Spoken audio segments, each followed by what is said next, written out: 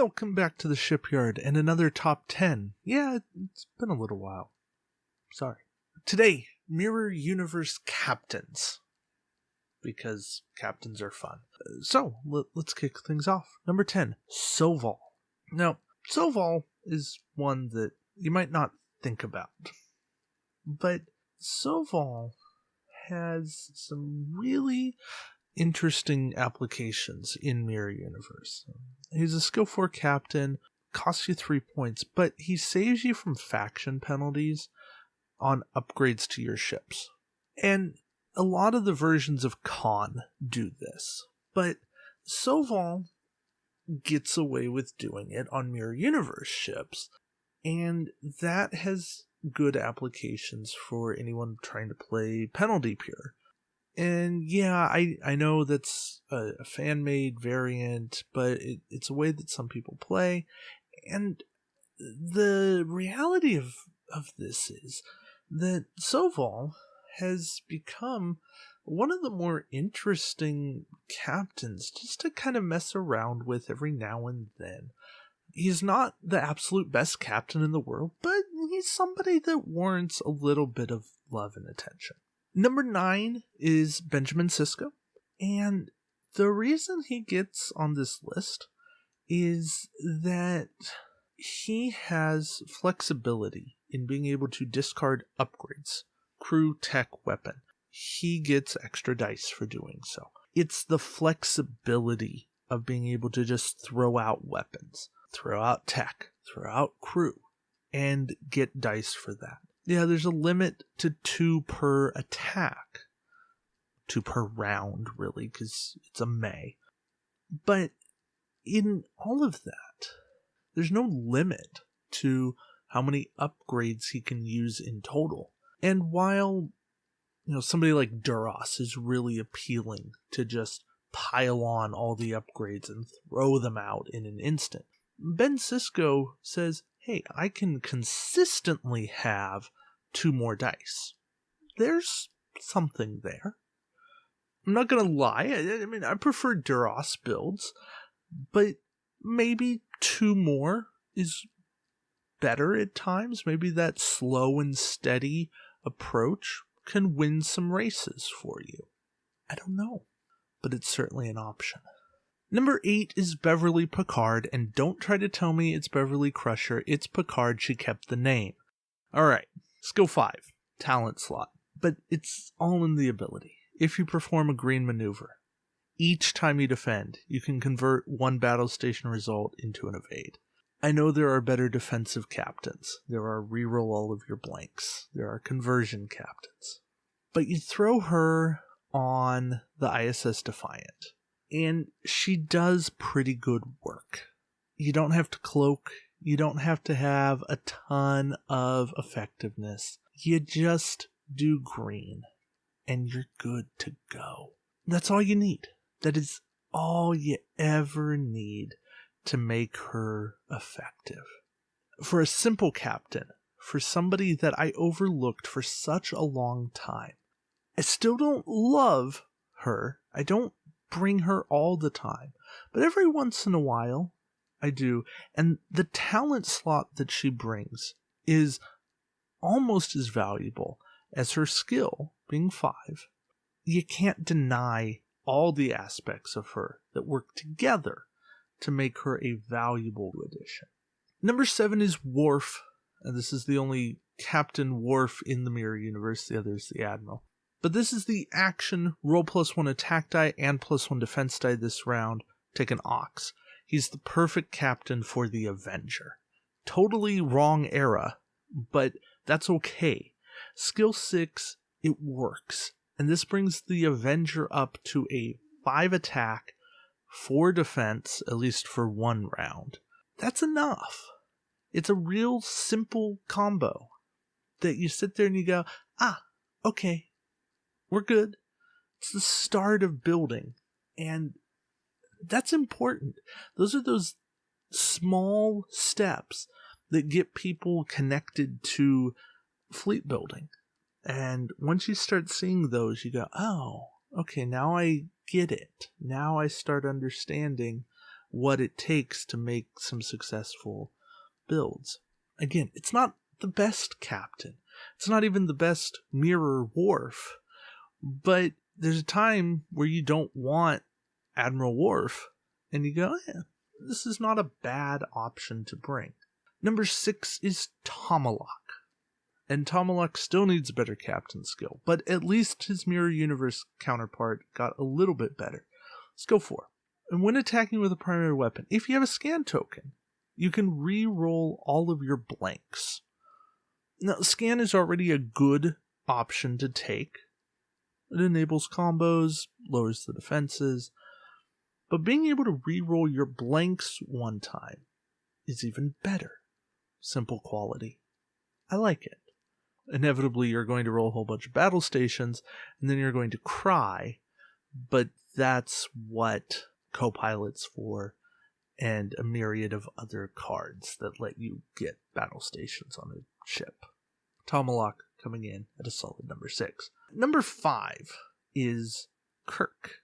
Kirk is another one of these, hey, let's get more dice captains.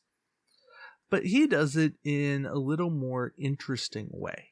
He disables upgrades and gets more dice the next time he attacks. But he's better than Sisko because he's not discarding, he's just disabling, and there are some good re-enable cards in faction. And those seem perfect to complement Kirk. So, Kirk being able to get more dice, you go with it. Plus the cap at 3. 3 more dice, that gets scary, especially when it's repeatable. Number 4, Jonathan Archer. And quite a fun Archer. Skill 6, so, we're looking at decent captain skill there. But when attacking, you can take an Ox to convert a crit into 2 hit results. And that's important because it's not a double hit, it's 2 separate hit results, so they have to cancel each hit individually. And that might make the difference between them being able to evade a crit or you at least putting damage into them. I like the ability. It has good use. I've been wanting this sort of thing in the game for a long time, and I'm really glad that it's here. Granted, it is an ability I forget about every now and then just because I'm not used to playing with it yet, but it's got good potential, and I really do like Archer here. Number 3 is Captain Smiley, or better known as Miles O'Brien. He's here because he does 2 things really well. He gives you a tech slot, which is super valuable. And then he's got one of the best actions in the game. Repair 1 damage to your hull or your shields. Now, is this an action you want to take every single turn of the game? No. But it's one of those really good actions to take when you're turning around, when you've been in combat, and now you're kind of on that second pass. There's a lot here. He's not the cheapest tech addition. He's not the cheapest repairer, but he's the cheapest combination of the 2.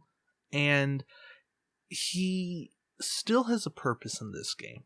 Adding tech slot from the captain is rarely seen. I think there's 3 captains that do that. Well, 4 if you count Picard 8, Ahab Picard. And because of that, you have to value it. But he's also the only captain that repairs as an action. Mirok does it passively, but he needs another ship. So Miles is the only one that repairs independently. Again, that's worth something. Alright, number 2. Spock. Yeah, Spock gets a lot of love. Not just Mirror Spock, but every Spock. And this Spock is no exception, because he allows you to do any upgrade as a free action for the cost of an Ox power token. The most common example is to use Crew Sulu, and by that I mean Mirror Sulu, And when you do that, you disable Sulu to get a target lock on an enemy ship and then perform an action listed on your action bar as a free action. And so what that does is it creates a nesting order. So it's Spock performs Sulu as a free action. Sulu target locks, performs an action bar action as a free action. Then you've done Sulu, so you've completed Spock's free action. Then you get your Aux Power token from Spock. So because of all that nesting and priority, you end up getting 3 actions because you did a normal action before you did Spock, because Spock just says during the activation phase. You end up with your normal action, your target lock, and your action bar action from Sulu. That's crazy action economy. It's a little expensive, point-wise, card-wise, but it's a really cool combo. And a lot of people sit there and go, wait, what? What are you doing? Yeah. Sometimes it's worth it. And speaking of bonus actions, my number 1 Mirror Universe captain is Riker. And this had to be Assimilation Target Prime Riker because he's the only one that's the captain. The Pasteur one is an admiral, so he was disqualified, as all admirals were. But ATP Riker is whenever you perform a battle station evade or target lock, you put an additional token on Riker. And then during a subsequent action phase, you can spend a token from this card to perform the corresponding action as a free action. Riker doesn't trigger himself, so he's not an infinite loop, but it's really easy to keep him going and generate all 3 of these in the first 3 turns of the game. You know, at least battle station and evade, because those you don't need anybody to target lock. And then you just go. You can alternate between the 2, and you're set. Riker is kind of a mini Picard 9. Is he as good? No, because he's not just a free bonus action. He's also not as high as skill. But he's cheaper. He's skill 7, he's 4 points versus skill 9 for 6 points. So that's something else you have to take into account here. He is a 4-point captain. That savings is going to be worth something to somebody at some point. I know that's a lot of hedging my bets and a lot of hope, but sometimes that hope is what you need to say, hey, this is good. So I was talking in my Mirror intro video that Mirror Universe has some good captains. They don't have like the top of the top captains, and that's because they don't have the highest captain skills. Their best captains are skill 7, skill 6 for some of them, skill 5 and 4 for a lot of these guys and gals. But you have to make do. That's probably the one failing of Mirror. But that's okay. They still have some cool captains, some really neat abilities, and some things that you want to play with and go, oh, yeah, that's fun. That's neat. I can mess with that. I can do something with that. And you go from there. All right, that's going to wrap it up for the top 10 Mirror Universe captains. Do you agree? Do you disagree? Is there somebody that I missed? Let me know in the comments. And until next time, we'll see you around the shipyard. Take care, guys.